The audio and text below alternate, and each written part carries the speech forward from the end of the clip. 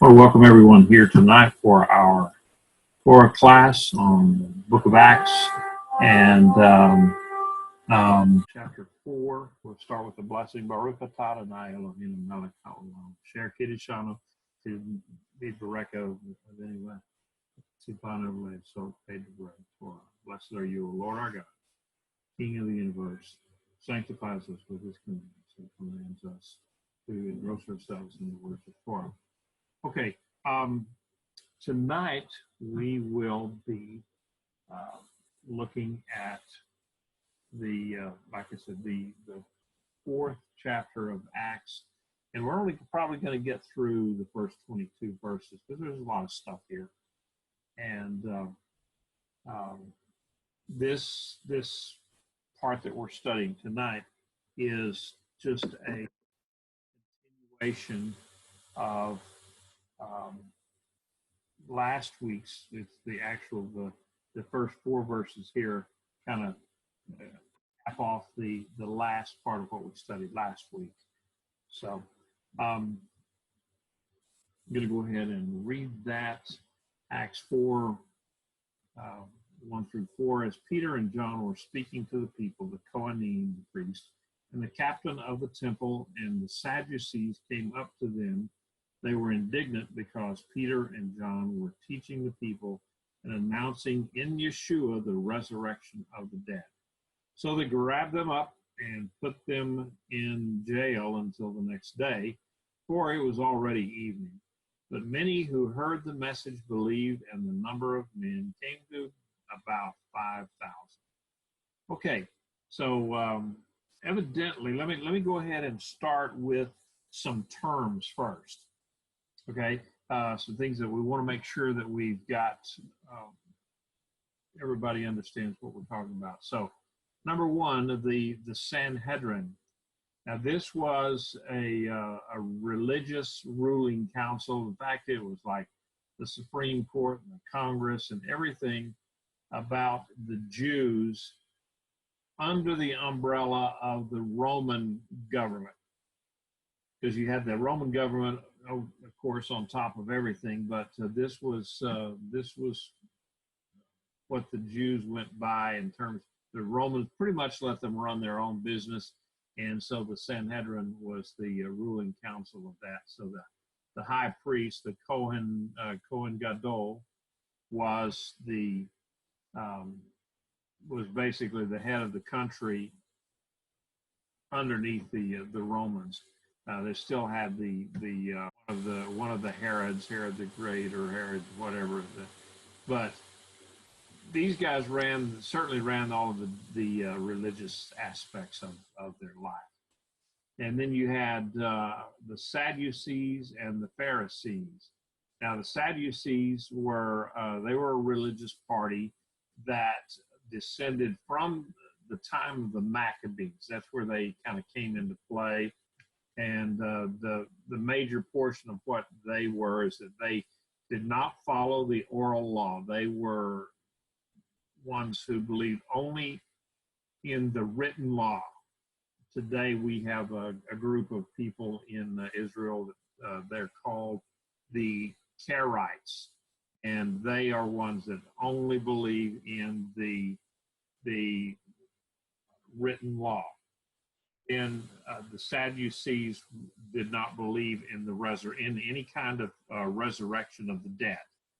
So, in fact, that's one of the ways that as a child I could remember what the Sadducees believed in or didn't believe in, because it says that they did not believe in the resurrection, so they were sad, you see.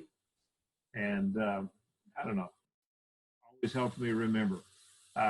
The Sadducees also conducted all the temple worship and the administration of the temple. Now, then we have the Pharisees. Again, we have a little childish moniker that we did, because Yeshua was always talking about the Pharisees and how they thought they were pretty hot stuff. So the way we remember it is the Pharisees, they were fair, I see, and they so that was, again, those little things that you remember as a child, that you learned as a child, and somehow you can never get it out of your head again. And the Pharisees were kind of lay leaders in the temple. They were really experts on the law, as it were. They were the scribes. Now, they believed in the resurrection, and they accepted oral traditions. They believed that in addition to the written law of Moses, there was also the traditions and the oral laws that were handed down, and so they believed in that. So then they had the captain of the temple. Now this guy was like the chief of police of the temple grounds, and he was a Levite. He would have been a priest. He was like the second in command, and he reported to the high priest. So those were the terms that we had that we need to talk about. All right, I just had it there. Okay, Peter and John, it says that they were speaking. So we had heard Peter speaking before, and then I guess John is now jumping into it, and he's there. He's speaking, and maybe they're tag teaming. Maybe they're I don't know how they did it, but anyway, they were both doing some speaking there to the people. And the Kohanim, basically these are the same bunch of people that gave Yeshua a hard time, and he had encountered opposition from these guys. They questioned his authority also to be able to teach in the temple, because here he was a Nazarene. He was from up in the hinterlands. Yeshua was considered one of the Am Haaretz, the people of the land who were not as educated, and like I've said before, they were kind of the rednecks of Israel, and the people in Jerusalem kind of considered themselves a little bit better than that. And so the same people were harassing Yeshua and are now harassing Peter and John. The captain of the temple guard, he was like the commanding officer of the temple police force, or the chief of police. And the Talmud referred to him as the Sagan, Sagan. And so he was already, he was pretty high personage in the group there. And so here he was charged with making sure that everything ran smoothly and that there was no problems on the temple grounds themselves. So evidently he feared that, they've got all these people that are standing around listening to Peter and John preach, and right before this, now you remember that they had the beggar, the lame man who was begging, and that Peter had reached down and said, "Silver and gold have I none, but what I have I give to you," and said, "Get up and rise up in the name of Yeshua, HaMashiach from Nazareth." And the guy jumped up and he started dancing around, praising God, and everybody looked at that, and they were, admittedly and understandably wowed, because here's a guy that they knew had been there. He was over 40 years old. So he had been there, maybe he had been doing this for 40 years. A whole generation or two of temple visitors knew who this guy was. And so now to see him, instead of all crumpled up in beggarly position with his legs curled underneath him because he couldn't use them, but now here he is dancing around and praising God, it created quite a stir. So these guys, they had to put off the trial until the next day. They had to do something that administratively they couldn't really do it then, because by law they were not to do trials at night. And and it was already evening, so they just threw him in jail and said, "We'll get to you tomorrow." And it's kind of interesting, because their law says you cannot have a trial at night And yet that is exactly what they did with Yeshua. They drug him down to Caiaphas' house and basically had a trial for him there, a religious trial against their own rules. And they possibly did not even have the quorum. They didn't have, well, they may have had a minyan because that's only 10, but maybe they didn't have a quorum. You only had to have 23 people of the Sanhedrin to make up a quorum. So possibly they did, possibly they didn't, who knows. But anyway, it was held at night, and that was against their own rules. So these Sadducees, and some other thing about them, for them, the Messiah was an ideal. It was not a person. It was more of an idea, and that Messianic age was a process. It wasn't a cataclysmic or even a datable event, you know. So these guys were also, they were the political rulers, the dominant landlords. They basically, the nation just turned over all of their political and economic powers to them during the Maccabean time frame. And so it had just pretty well lasted on through. That was 165 years. Well, at this point, let's see, 165. So it would have been almost 200 years later that these guys were still in power, and but underneath the Romans, let's say, because still over the top of them. So that's who the most of the priests were of the Sadducean persuasion, and the temple police force was composed entirely of Levites. So let me get back over here. There we go. All right, we had a little bit of background noise there. And so the temple guard were the captain of the temple guard. He was one of the upper crust Sadducees, and so you know, each one of these guys were the ruling class in Israel. Now, also, one other thing about the high priest, they kind of served at the pleasure of the king, whoever that might be, in terms of, you know, like Herod or the other. So they had to make rulings and had to do things that would please the ruler. Otherwise, then they would be out. And but even so, the whole thing was built on nepotism. You know, that the one.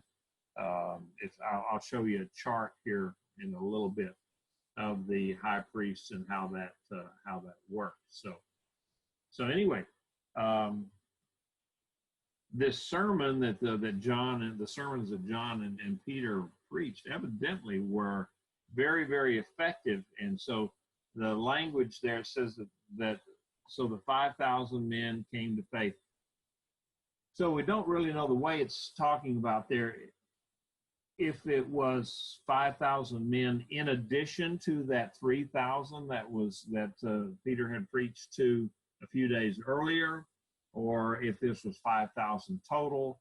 But either way, that was a lot of people in just a few days' time, whether it was 5,000 total or 8,000 total. So it was quite a few people, and so two things disturbed these leaders. First, the apostles were teaching the people. This was the Sadducees' function. You know, that was no one else was recognized as worthy or educated enough to be leaders of the Jews and to teach the Jews certainly the religious things. And second of all, the apostles were teaching that Yeshua had risen from the dead, and that there was a resurrection from the dead. They didn't believe that. They didn't want that kind of thing taught. Why? I don't know what their reasoning on that was, but that's just the way they believed, and they wanted everybody else to wallow in their misery too, I guess. So Like I said, it was too late in the day to begin a hearing to examine Peter and Paul formally, though, like I said, that had not stopped them when they were abusing Yeshua. So they arrested them and put them in jail. And somebody said probably in Antonia Fortress. I'm not so sure if they would have done that or not, because again, that's a Roman jail. This was a Jewish clerical type matter, and so there was probably some kind of lockup within the temple grounds that these guys could have been put in. So so we can see that maybe the Sadducees then became the first opponents of the belief in this new movement of believing in Yeshua. Some of the this whole area here, it's really a lot of traditions and so forth. So that they supposedly they had the ancient armor of David. It was the palace of Hezekiah and Nehemiah, and it was the fortress of the Maccabees. So this was kind of a big area, the temple, and so they were understandably not wanting anything to jeopardize their position and being able to hold on to this privilege that they had of running the show. So and we don't know whether that the total was 5,000 or 8,000. Still a bunch of folks. And so just to put it in perspective, the scholars and what I was looking at, you read one of them, and actual number of people that were living in Jerusalem, it was all over the place. Anything from 25,000 to 250,000. Another one said no, there were 60,000, and somebody else said there was between 100 and 120,000. And so there's a lot of speculation there. And I was in a yeshiva class earlier today where the rabbi that was teaching there said that there could have been as many as 3 to 3.5 million people in the city that would descend on the city for Pesach. And that's, to me, that just seems unbelievable. I mean, there would have been standing room only. Acts 4, 5, and 7. On the next day, the rulers and the elders and Torah scholars, the Torah scholars being the Pharisees, were gathered together in Jerusalem. Annas, the Cohen Gadol, was there, and Caiaphas and John and Alexander and all those who were of high priestly descent. When they had placed Peter and John in their midst, they began to inquire, by what power or in what name did you do this? Meaning, did you heal this man who was crippled in the temple? Now, the Sanhedrin, like I said, they were the rulers, the elders. They had the Torah scholars. Annas, actually he was the former high priest. He had served as the high priest from 6 through to 15 CE, Common Era, and he had actually been removed from power by the Romans, but he had been so influential, and he was a powerful dude, that he was still recognized as the power behind the throne. So who did he put into his place? His son-in-law, Caiaphas.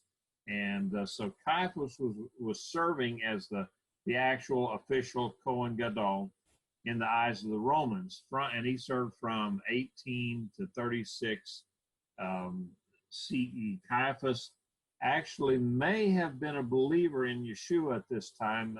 You'd have to read John 11, 47 to 52. It's possible. But if he did, he pretty well kept it quiet.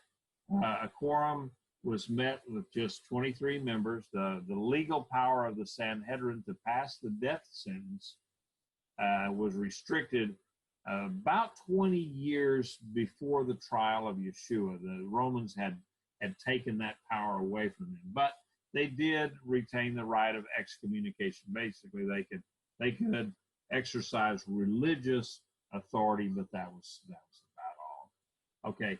Then also in this group there was John, who was the son of Annas, who actually became later on he became the high priest. And then there's an Alexander, which he's mentioned here, but that's the only time he's mentioned. We don't know who he might have been. And then there was the healed beggar, the guy that had been lame, and so they brought him in there too. And so they were trying, probably one of those deals. We don't know if they had thrown him in jail with Peter and John, or they just brought him back. But it would have been possibly one of those kind of deals where in today's world, it's going on in this country, where they're trying to trip somebody up, well, with you said this, well, here's what the witness said, and you're trying to catch John and Peter in a lie. So anyway, to describe these guys a little bit more, I already said they were the rulers, the high class, the oligarchy. What's another word for the they were the high muckety mucks there of Israeli society at the time, and most of the experts in the Jewish law were actually the Pharisees, and they were very nationalistic. They were for Israel. And the Sadducees, on the other hand, they supported Rome because that kept them in power. So they both of them, they had opposing views, and the Sadducees were more conservative, though rationalistic theologically. They did not, they had to be written down with them. And the Pharisees, they were more liberal, and they accepted the oral traditions as authoritative in addition to the Old Testament. But again, the Pharisees had added so many other rules and regulations on the people. That was one of the things that Yeshua criticized them for all the time. So the Sanhedrin normally held its meetings, including the one that we described here, in a hall adjoining the southwest part of the temple courtyard, in the chamber of hewn stone, it was called. The rulers were priests who represented the 24 priestly courses. How David had divided up all of the priests into 24 groups, and they served in the temple on a rotating basis. Elders were the tribal and influential family heads of the people, and the scribes that were the teachers of the law. The scribes, meaning that they were probably the Pharisees. So, and the rulers and elders were mostly Sadducees. So the Sanhedrin was acting actually within its jurisdiction when it convened to examine Peter and John. The Mosaic law specified that whenever someone performed a miracle and used it as the basis for teaching, that he was to be examined, and if the teaching were used to lead men away from God, the God of their fathers, the nation was responsible to stone him. Now that's in Deuteronomy 13 and 13, 1 through 5. So here's that chart that I told you about the high priests of Israel and who they were and so forth. It's kind of interesting the way that these guys were put into place. But before this time, Herod was one that, boy, he would replace him in a heartbeat.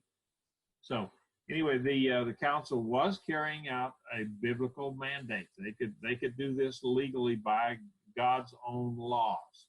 And so on the other hand, if they had to see if the message somebody was teaching was taking them away from God, they would be stoned. On the other hand, if the message was doctrinally sound, the miracle worker was to be accepted as coming with a message from God.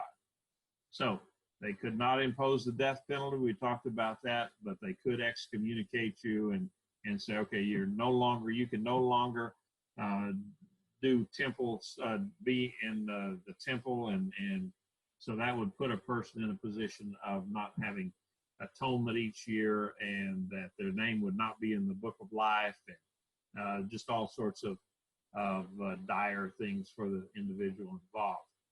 Now, this time here that they brought Peter and John into this court, this was the first of, there were 4 times when some of Yeshua's followers stood before the Sanhedrin, and that's recorded in Acts anyway. The others were Peter and the apostles, Stephen and Paul. So going ahead here, any questions? Anybody want to ask a question or have a comment before we go on? Acts 4:8 through 12.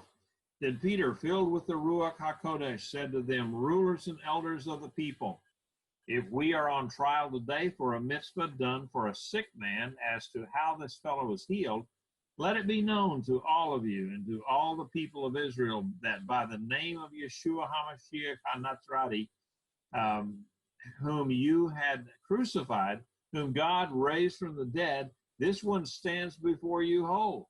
This Yeshua is the stone rejected by you, the builders, that has become the chief cornerstone. There is no salvation in no one else. There is salvation in no one else, for there is no other name under heaven given to mankind by which we must be saved. Wow. So if these guys, quite a contrast in Peter from just a few weeks before, where he was basically intimidated by a young girl, and here he is now standing before the Sanhedrin. Yeshua had promised his disciples that where's my clicker? He had promised them that if they were brought to trial and they had to defend themselves, that the Holy Spirit, the Ruach HaKodesh, would enter in them, give them the words to say. And that's exactly what happened. He was instantly filled with the Spirit again. And it's evident because he was bold and authoritative and was able to speak the gospel directly to the heart of the matter. So the filling of the Holy Spirit that Peter experienced and exhibited there in Acts 2:4, along with all the other disciples, it was not to be a one-time event. It was something that God wanted to continue doing in their lives. They were to be filled with the Spirit the whole time. So now if we and he gets up there and he says, now, if we this day are judged for a good deed done to a helpless man, and I think we had said it in another way up here, another translation, if we are on trial today for a mitzvah done for a sick man as to show this fellow is healed, then let it be known to all of you that and all of Israel that it's by Yeshua's name that, and then he goes on that, Peter is here, the tone of his voice and everything, it shows he was not going to be intimidated. He was standing before that court, and he was letting them have it, just right back at them. And he probably should have been intimidated because it was just 2 months earlier than that just a little over 2 months earlier than that this same group of guys had initiated the proceedings to have Yeshua flogged and crucified. So here he is standing before the same group of people, and you would think that that would make him afraid, but no, he had the Holy Spirit in him, and that he was standing up there and letting them have it. And so he says, you're putting us on trial for doing a good deed or a mitzvah.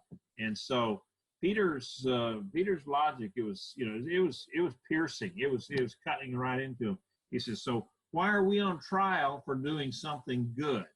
And then he talks about, it was by the name of Yeshua HaMashiach HaNatzrati, that the Jesus, the Messiah from Nazareth. And again, he used that from Nazareth because it had been a pejorative throughout Yeshua's time, and that, can anything good come from Nazareth? Well, here he is just throwing it back to him in spades that, yeah, this was Yeshua HaMashiach, and he's from Nazareth, by the way. And so Peter preached him, and he preached Yeshua crucified, and Yeshua, the Son of God, raised from the dead. And it was Yeshua then that healed this man. He said, it wasn't us. We did this in the name of Yeshua. So then he talks about, this is the stone which you rejected was rejected by you, the builders. And this quotation is from Psalms 118 and 22, and it was very appropriate. Yeshua was rejected by men, by those leaders, but he was exalted. He was lifted up by his Father. Now, again, no salvation in any other. Peter didn't just merely claim that Yeshua was a way of salvation. Like, there's a lot of people that talk about that today, that this dual covenant, that the Jewish people they don't really need Yeshua because, they're Jews and God gives them special dispensation for that. No, he does not give the Jewish people special dispensation through Yeshua's own words. He says, no man comes to the Father but by me. And so there's only one way of salvation, and you have to come through Yeshua. So there's no other name under heaven given among men by which we must be saved. And it's a hard saying, but it's the truth. And Peter was not backing down 1 second.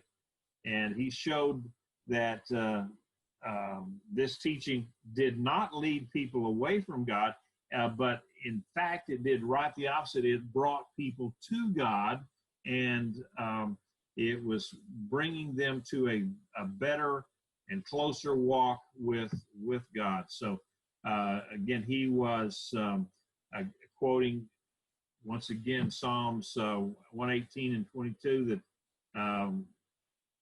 Peter, what he did was he applied the Yeshua HaMashiach, he applied to Yeshua HaMashiach what David had said about the nation, that the Israeli leaders had rejected Yeshua as an unacceptable Messiah, the stone which was rejected, but he would prove out to be the most important thing that God did for the building. Now, some scholars, they talk about what Peter was meaning about Yeshua was he was the cornerstone, meaning the chief cornerstone, the foundation on which what God was building. And other people say, well, no, he was talking about the capstone. That's the final piece of what God is building. If you see pictures of the arches that you see all over the architecture of Israel in that time frame, they would have these stones that would lean on each other. They were cut so as that they would lean on each other, and then right in the middle they would put this one big stone that was the one that held everything else up into place. And the way that they fit them in there is that once you put in the capstone, then that locked everything else into place. So it just depends, I guess, on your view. That for the ones that said that it was the cornerstone, that they said, well, Peter was probably anticipating this new body, this church, as a new creation of God, and that. But if you go with the capstones idea, he viewed the Messiah as the long expected completion of the house of David. So I don't know. Thinking about it, I think that since Peter was addressing the leaders of Israel, I think that he was probably saying that Yeshua was the capstone, their Messiah. That we've been waiting for this. It's been building all this time, and now we've seen the Messiah, and he's the one that locks everything into place. And that you guys then rejected him. Here he was going to be the capstone of God's kingdom here on earth, and you guys rejected him. Not only that, you crucified him. And so Peter was just he was hammering it home to these people. They knew what he was talking about. So, going ahead, 13, 14. Now, when they saw the boldness of Peter and John and figured out they were laymen without training, they were amazed. They began to realize that these men had been with Yeshua, but seeing the healed man standing with them, they had nothing to say in response. There's a lot to be said in this thing right here, what they're talking about. Peter and John, they were speaking boldly. They were not backing down 1 minute. This Sanhedrin, they were used to getting up there in their fancy robes and their pious speech, and they were probably up in an elevated bema someplace and looking down on whoever it is that's in the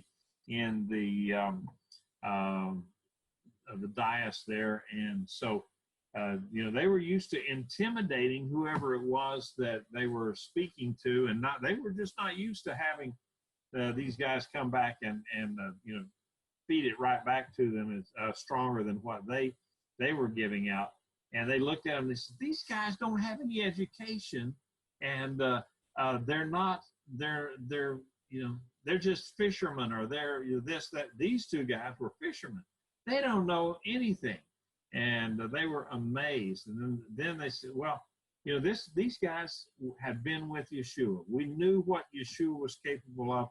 We knew how he spoke about the things of God. He was bold. He was authoritative. And he did not speak to the people like we would speak to the people, in that, they would say, well, this is what this says in the name of Rabbi so-and-so. Well, no, Yeshua says, you have heard it said that, whatever, that you're not supposed to, it's not supposed to commit adultery. And he says, I'm telling you, and I'm coming back and I'm telling you that don't even look at a woman with lust in your heart, because then you've already committed adultery in your own heart. And so he was putting a spiritual application to everything in Torah with authority. And so that's why they were looking at Peter and John here, and says, these guys are just like Yeshua was. They've been with him. But then they looked over there at the man who was healed, who had been the beggar, and he's standing, and it says he's standing there with them, instead of down in some on a mat someplace, all curled up because he can't walk. No, this man is now standing among all the other men, so they cannot refute that, hey, this guy's healed. And so they were amazed. They didn't know what to think about the whole thing. And they other than that, they despised. They looked at Peter and John with they looked at them with contempt. And so they didn't know. It just wasn't computing for them what was going on here, and yet they could not dispute the apostles' claim that Yeshua's power to heal this beggar. And it was something that it was certainly wasn't a man-made thing. They could not have brought this. This was had to be miraculous. And so basically, they had nothing to say. And so they were unwilling to accept it, that, that Yeshua had done this, and they couldn't offer any other explanation. So that comes to our next verses here. And 15 through 17. When they had ordered Peter and John to go out of the council chamber, they began to confer with one another, saying, "What shall we do with these men? For indeed it's obvious to everyone living in Jerusalem that a remarkable miracle has happened through them, and we cannot deny it. But so it won't spread any further among the people, let's warn them not to speak anymore to anyone in his name." So what? And Peter and John away, and so how do we know how this happened? Well, evidently, you remember there were people that were in the Sanhedrin who were believers. Joseph of Arimathea, possibly Nicodemus, possibly even Caiaphas himself was a believer at this point, to the point that he would say, I think we blew it, guys. But he would keep his counsel there, because he wanted to stay in that high and very wealthy position that he was in also. So evidently then someone in the Sanhedrin reported all this to them. The most that they could do was just warn them at this point, because the people were outside. I mean, there's still a bunch of folks in the temple, and they're seeing this miracle. And if they had punished these guys, then it would not have ended well for the Sanhedrin, because there, in all likelihood, would have been some kind of riot, or at the very least, their power base would have started eroding, because the people would look at this and say, "Wow, we got a bona fide miracle here that these two guys performed in the name of this great teacher Yeshua, and what do? You beat the stuffings out of them because of that." Well, no, they couldn't do it. That would have been political suicide. So they really didn't do that. So the Jewish leaders could not disprove the miracle, because there's the guy standing there. And then they were also completely silent about the disciple, about John and Peter, saying that Yeshua, that they did this in Yeshua's name, and that he was alive, and he had been raised from the dead. And so they couldn't dispute that. I mean, it would have been easy. They could have just produced a body and said, "Okay, no, here he is, right here." But no, there was no body, and so they couldn't disprove that Yeshua had risen. Plus, he had been seen by some 500 people in the environs of Jerusalem. So they knew these rumors, and they knew the story. So they were very careful not to upset this apple cart, and put that stir up that hornet's nest. They really couldn't figure out what to do with it. So they said, "Well, we'll issue a cease and desist order, and then that way we've got a legal background on here. We've given them a direct order, and then if they continue to do this, then we'll have something that we can go back and say, well, look, we gave them an order, they disobeyed the law, and so now we're going to beat the stuffing out of them." So that's about all they could do at that point. So they commanded the apostles not to speak or to teach at all. Let's go ahead and read this part. So they called them back in and ordered them not to speak or to teach at all in the name of Yeshua. But Peter and John replied, "Whether it's right in the sight of God to listen to you rather than to God, you decide. For we cannot stop speaking about what we have seen and heard." The Sanhedrin ordered them to not speak at all, or basically a gag order as Yeshua's spokesman. And so this would like I said, this would give them a legal precedent, that a legal basis, then that they could go back and, if necessary,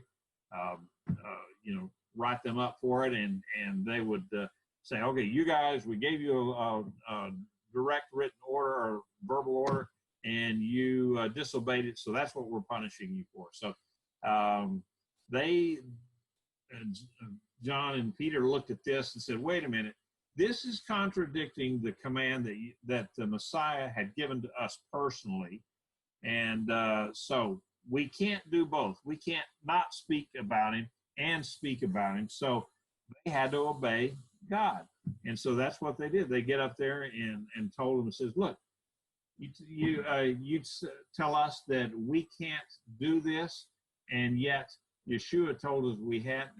So what's right to do?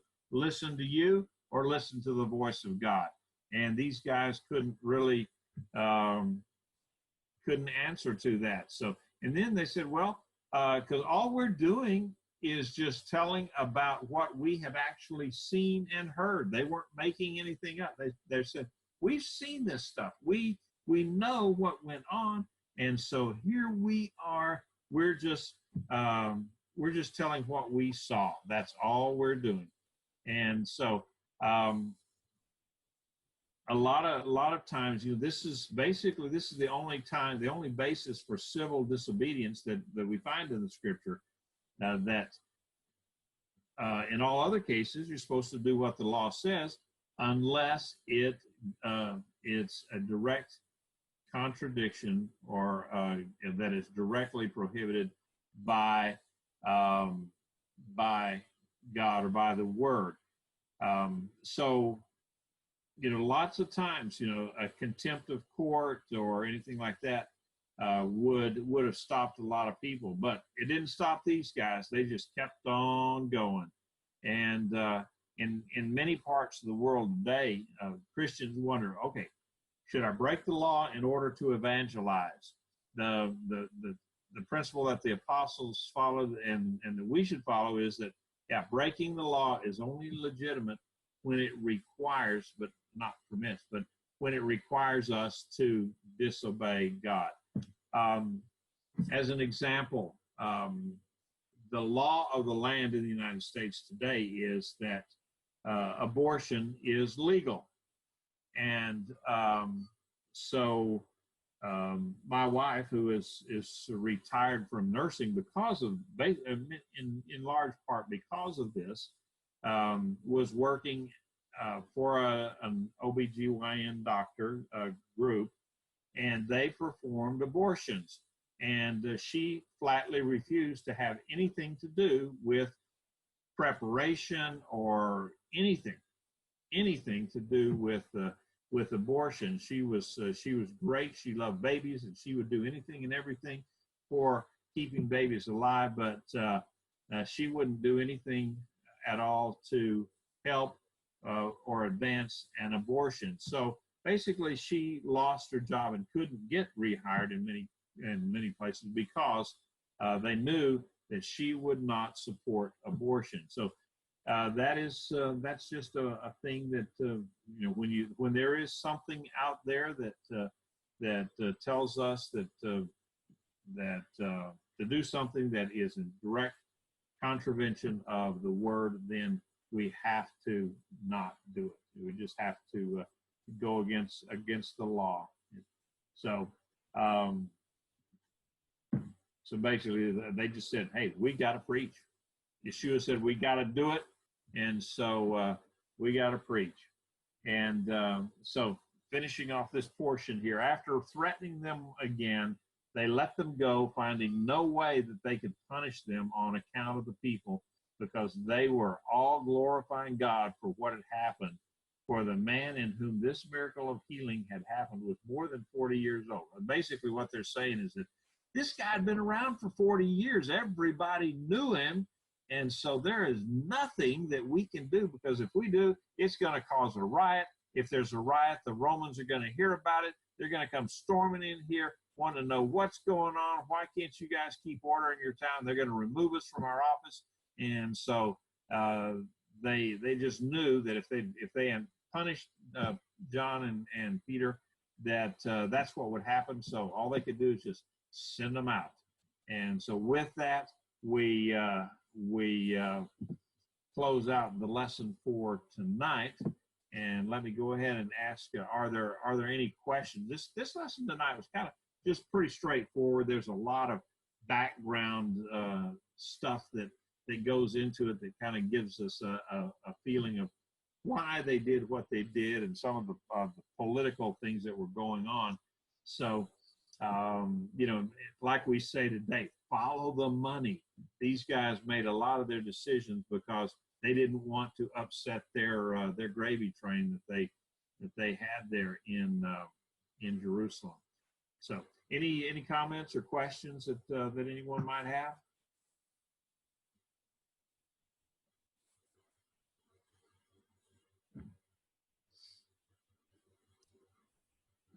Okay. Well, I will then just wish everyone I'm going to go ahead and close the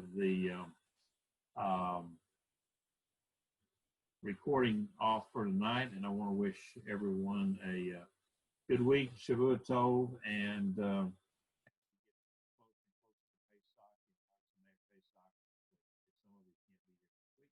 but and those of you that are in the Houston area, if you're going to do Pesach with us, there's only 32 seats left, so you better get with it. And they're going fast. They always do the last week or so. So good night, Lila Tov, Shavua Tov.